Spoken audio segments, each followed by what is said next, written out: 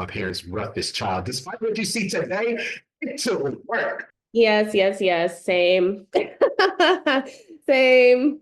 I was the one. I walked to the beat of my own drum. It's always the rebels, you know? It's always us. I'm feeling good. I'm feeling nice. I'm feeling everything is going right.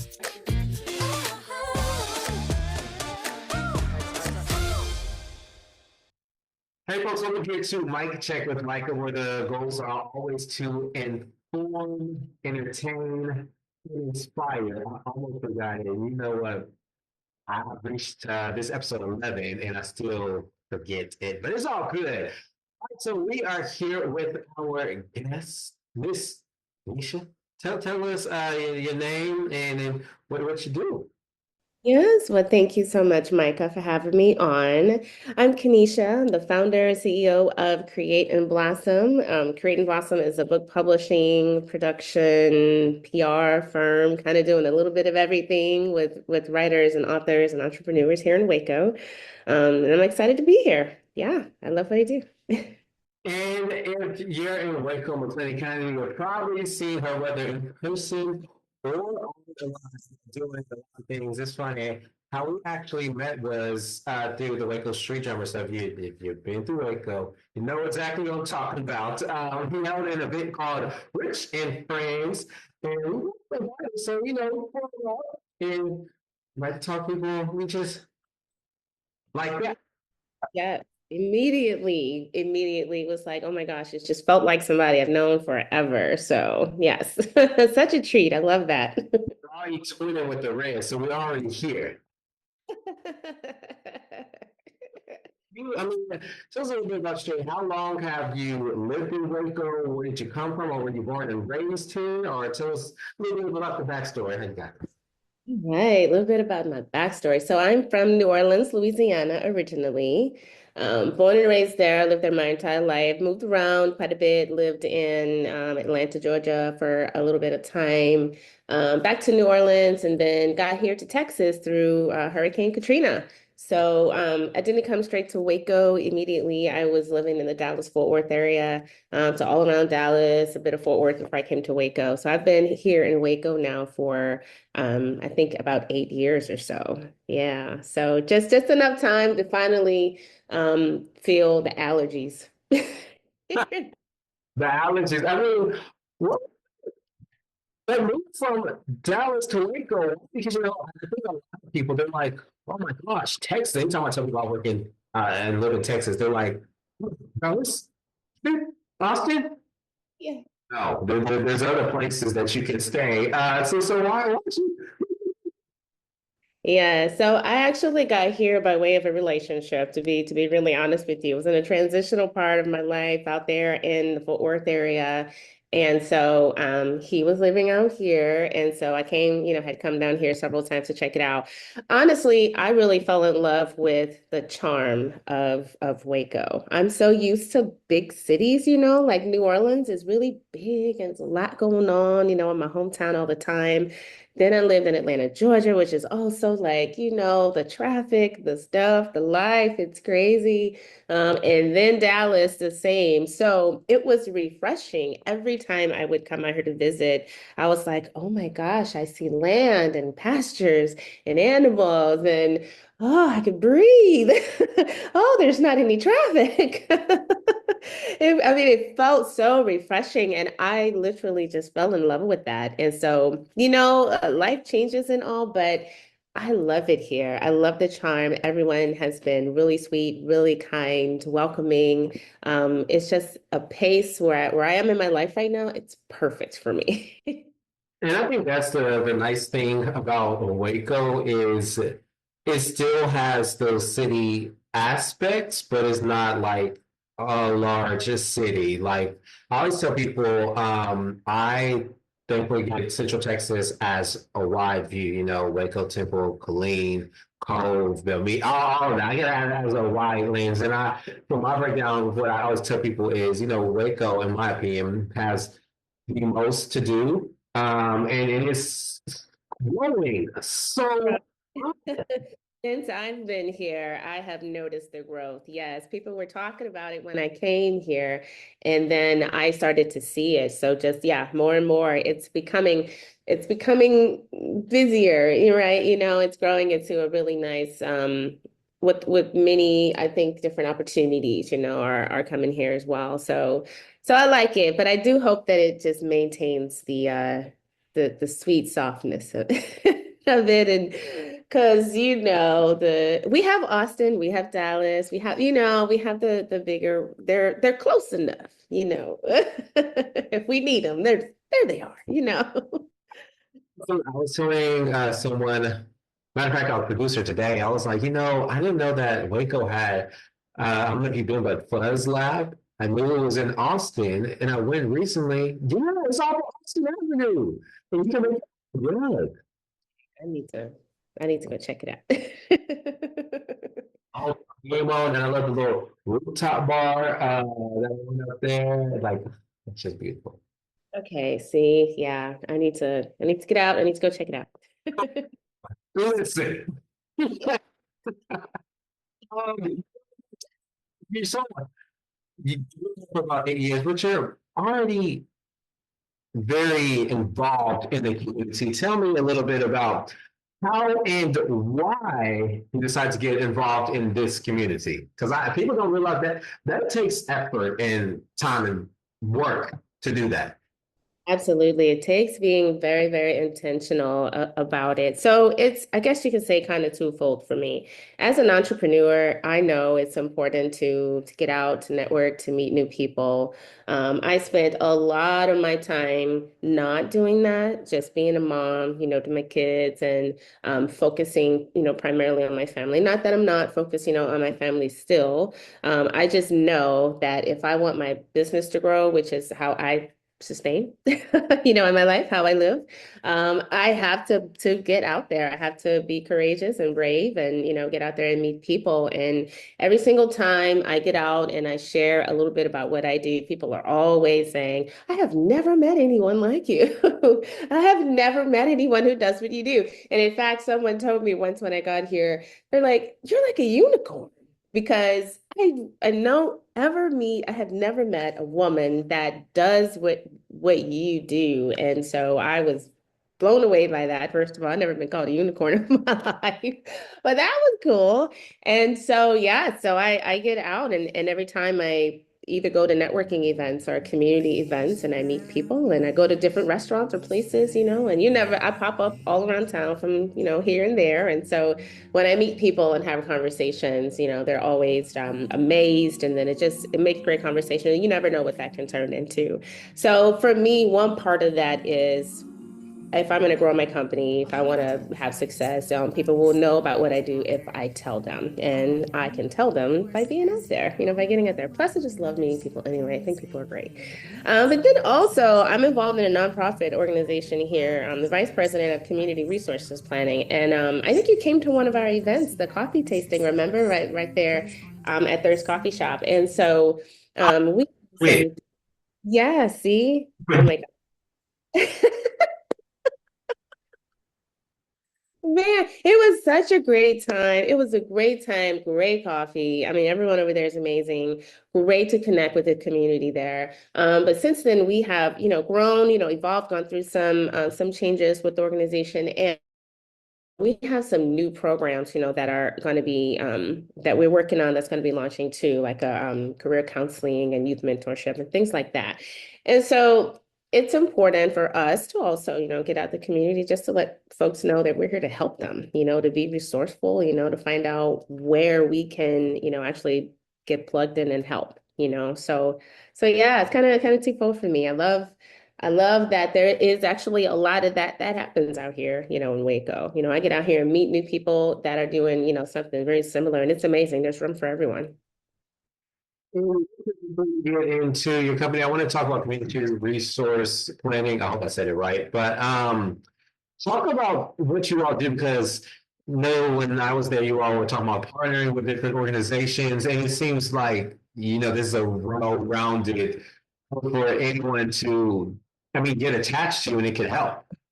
Yes, absolutely. So I had the honor of working beside Mr. Javier Jardin, who's the president of CRP, and then Roy Hawkins is also on our board. He is the director of Southern Careers Institute out here in Waco, and we have several other entrepreneurs and business owners and people that are part of our team that do amazing things as well. And so our goal is to be resourceful to other organizations too. So if you ever hear anyone who say things like, hey, I'm an organization and I need such and such in order to do what I need to do, right? We want to be able to facilitate that for them. We want to be able to help them do what they need or have what they need so that they can do what they need to do. So we're not trying to just create a whole bunch of new things. We want to help show people what we already have. Like we'll get people, hey, I want to do my GED, where do I go? How do I do that? Those are the kind of calls we'll get. We'll get calls like, hey, I'm looking for, I had a call just the other day, hey, I need to find a daycare and I don't know what daycare, do you all recommend, so that I could work? We want to make sure that we can be resourceful to other people to help them in what they need here. But then also, I mentioned the career counseling, we're working on and the youth mentorship program. We really want to make sure that we can provide the steps and the resources for other people so they can advance, in their own lives, and pursue what they want to do. So, yeah, we're really excited about it. It's all coming together and we'll have some new events. You'll see us popping up around town, again. So follow us online. We're trying to, make sure that we can connect with everybody online, let them know what we're up to. Yeah, and I think that is so important. And obviously, with social media is the new game. Yes, it takes all of that in order to be a well-rounded organization, and just to have that presence. It's important to have that presence in person as well, but also that online presence and social media as you know.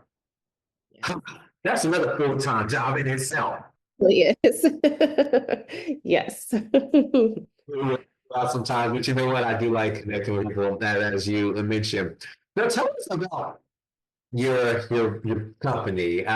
We've seen several books come out of it. I want to say, and correct me if I'm wrong. I hope I'm saying it right, but you also helped with Waco PD.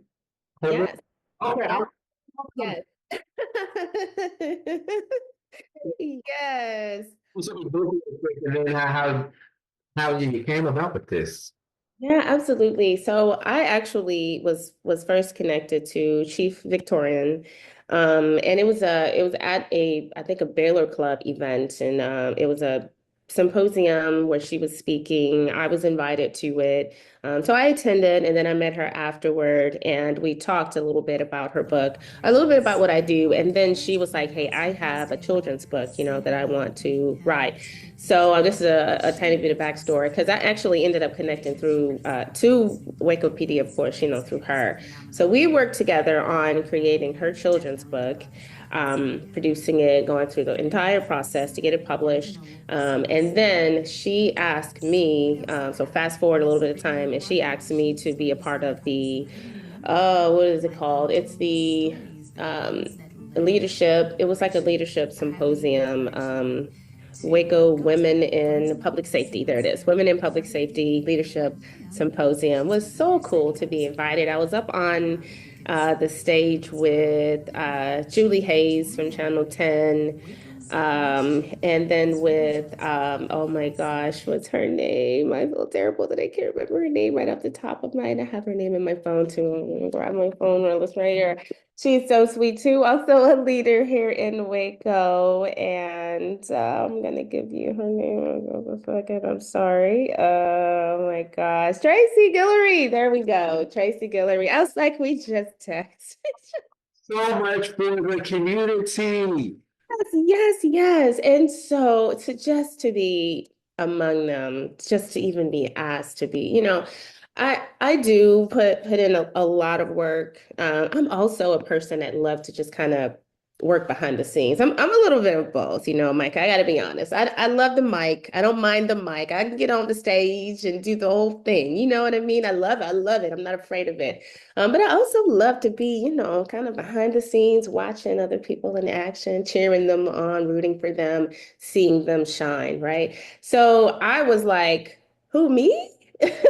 When they asked me to be a part of that, I was like, wow. But it was so amazing. The room was full of course, police officers, women in public safety. It's just amazing to be able to sit there and give a word of encouragement and help to inspire them, in what they do. So yes, I got a chance to connect with them on that, and I shared a couple of pictures and from there, and yeah, so it's a few things, from time to time, it may pop up some things like that here. And I want to ask, how'd you even get started in that industry? Is this something that you've always wanted to do? And then when did you actually open up your own company? Yeah, so what a story. Oh my gosh. Okay, so I have been in the industry for a long time, almost 20 years, to be quite honest with you. So my oldest son is almost 18, and I was pregnant with him when I jumped into the publishing industry. Now, just to give you a little bit of backstory, I have one of those stories. I was the little girl with the journal. I was the little girl, loved to write stories and big imagination. Everything around me came to life, and there was a story behind everything. I was her. I also went to school for mass communications because I love journalism. I wrote for my high school paper. I wrote for my high school paper. I was fascinated with it. I wanted to be the next Lois Lane. That was my goal, to be next Lois Lane. And then Barbara Walters, and then I wanted the screen, and then, all that.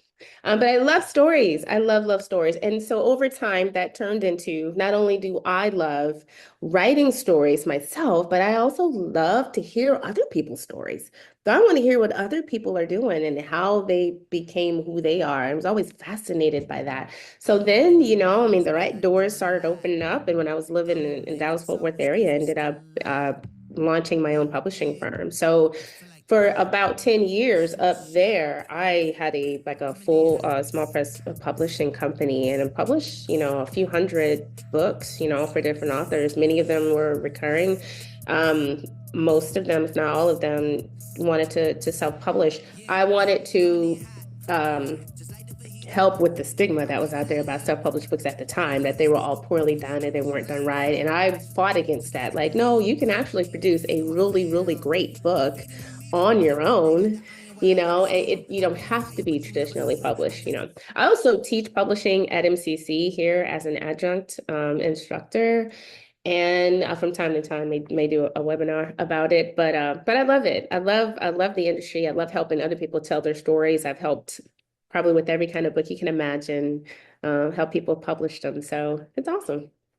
And real quick, I do want to mention on the you being an adjunct because that just adds on to like y'all see what that woman does and it's really you publish all types of books. I know that you published even for like I want to say the girl was 7 years old, like a little girl, you even helped her publish a book. Yeah. Yes. Yeah. So yep, I have my clients, I mean, they're all ages and stages, lots of people, with amazing ideas and stories within them that they want to tell. What's so cool is that sometimes I also meet a lot of people, like I work with a lot of veterans and first responders too, and just some of their stories as well. It's just, ooh, and then I get to sit and help them write their stories too. So that's another part of my company. Besides just walking through publishing, I also may help them to finish writing their books. So sometimes some of our writing sessions may even at times feel like a therapy session at times, for them. I've had them to say, Kenisha, I feel like I'm talking to my therapist here with you, helping me to tell my story and all, because it's a lot. It's heavy sometimes, some of the experiences people have been through, but it's a joy and an honor for me to be able to help them unpack that and write it so people can also help, get helped from it too. And that's the thing I like about telling stories. Obviously we tell in two different capacities, but yes, some are very heavy and emotionally draining, but sometimes, like you said, it is somewhat therapeutic for some people. Because I know, especially when I was a reporter, it's like, oh my gosh, you lost your kid. And yes, the thing is, you definitely want to be respectful, but for some people who speak with us, it is therapeutic. It is nice for them to talk about their loved one and remember them that way and their traumatic experiences. And some people just need someone outside to hear it and stuff. So yeah, yeah. Exactly. That's right. Yes. So you said you're also an adjunct professor. When do you sleep? And how are you able to manage all of this? Because I think of just women and just holding it down and Waco, and you're one of them. Oh, thank you. Thank you. I try to rest, when I can, that's important to me to try to create balance. It's funny you asked me that because that was like one of the questions that one of the topics we talked about at the Waco PD Leadership Symposium was that's one of the questions they had.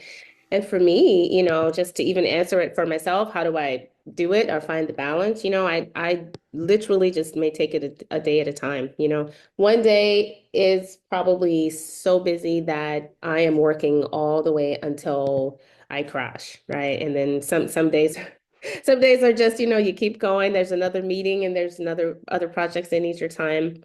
And then there are other, kind of easy going days, where all right, there's a lot of work here and I can probably go to the gym, right?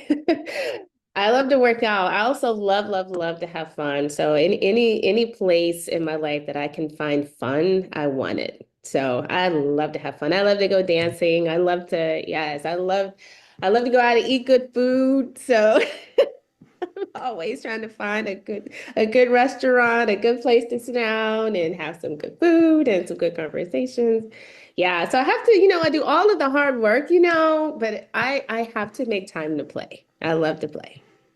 I mean, you have to, or else, honestly, you would probably go insane.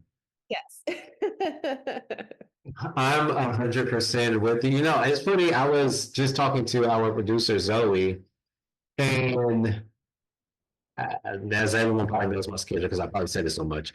But I my first alarm goes off at 1:20 in the morning, and I'm in bed by 7. I was telling her, I was like, well, I know you late. It was past my bedtime. But anyways, we're not gonna get into that. I'm telling I was like, does anyone else feel like they don't have enough time in the day? Because I broke it down in my head. And this is me personally. I was like, okay, 7 hours that I'm awake, not at work. I was like, okay, read the Bible. Let's put up 7. Let's do the math. Read the Bible. Okay, I have to make sure I'm putting down the right finger. Okay, that's an hour.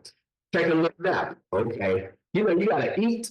Okay. Then I go on a walk. That's an hour. And then I'm like, gosh. And then probably was on the phone or maybe I'm doing something.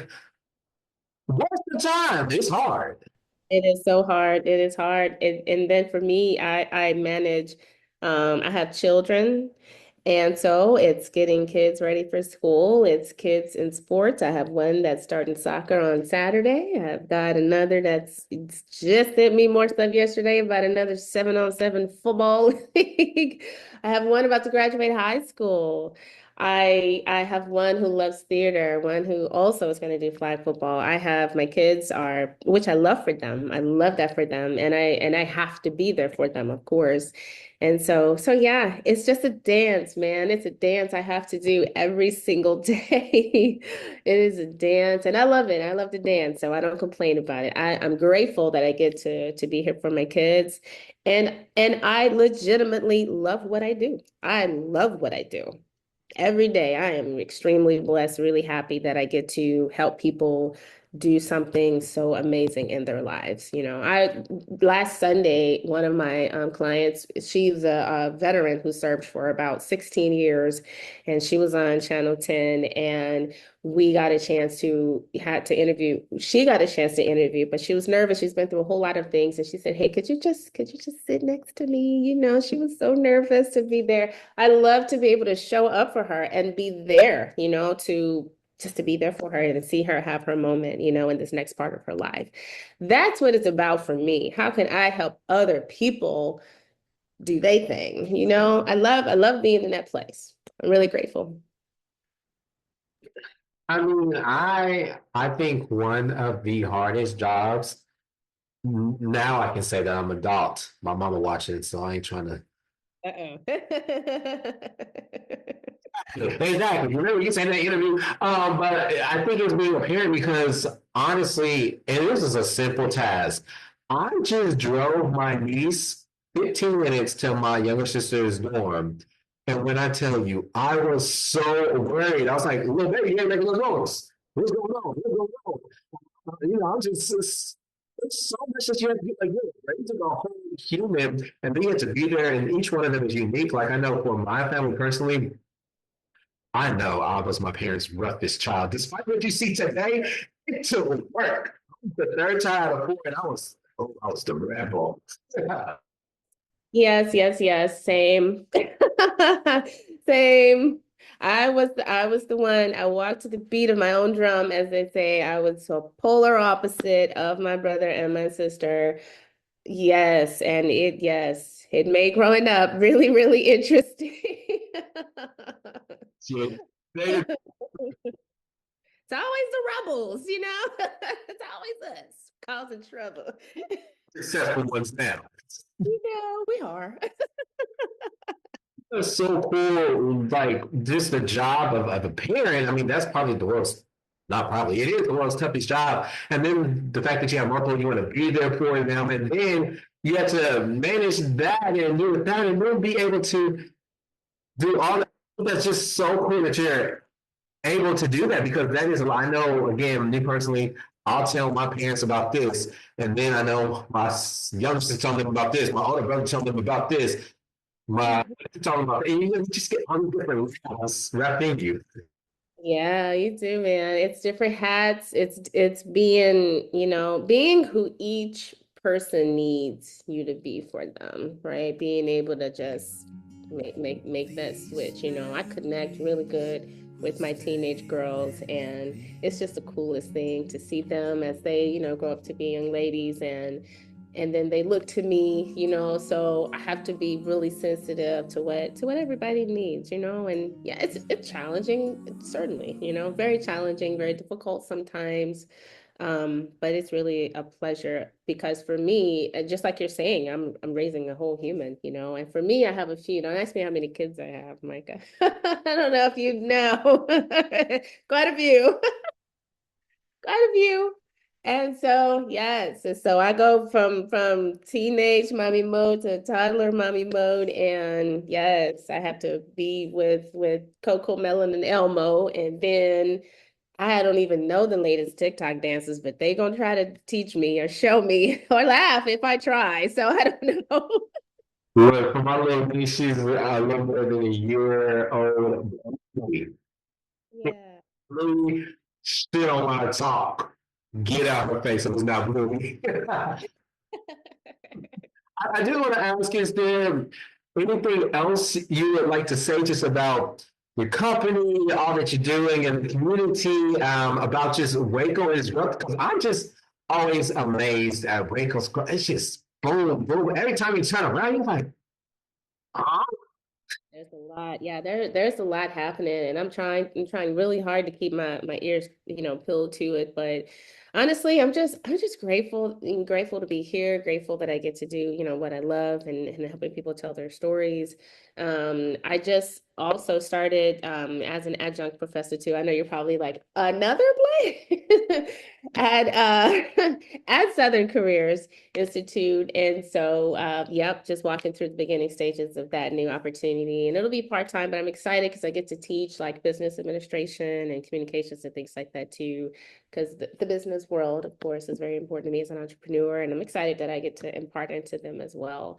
So, through everything I do, I just want to serve the community well, serve my family well, and just see other people thrive. And I really find joy in that.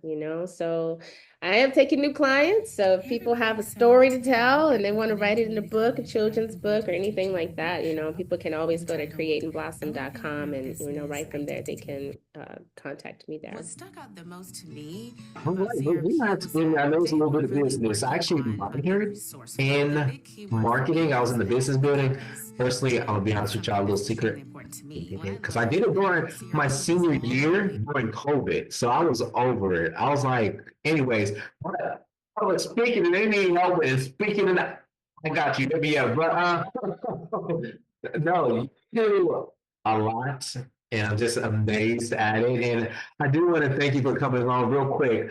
What are some social media handles that they can reach out to any of your vast organizations or just yours? Yeah, thank you so much for the opportunity. And so I'm on Instagram. My company is Create and Blossom Studios. So you can find us on Instagram. I mostly post on Instagram there. And then at Kenisha N. Thornton on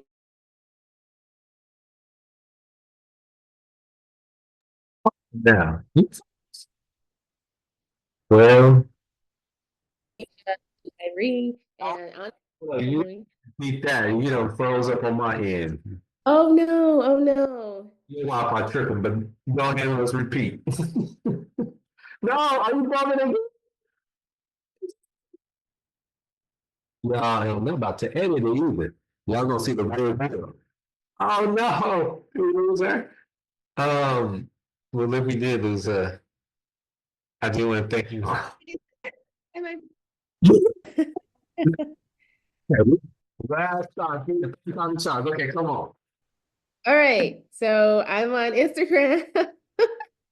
At Kenisha N. Thornton on Instagram and on my personal page, and then at Create and Blossom Studios on Instagram for my company, Create and Blossom. So I try to stay active with the both of them. Also, please follow CRP too. We are at CRP Waco. And so, yep, really excited about what we get to share there as well. Okay, I think you're frozen again. So, I don't know. Yeah, and yep, you're frozen. I'm Sorry. This is a joke. Somebody talk to me. All right, but anyways, thank you so much for tuning in to Mic Check with Mike.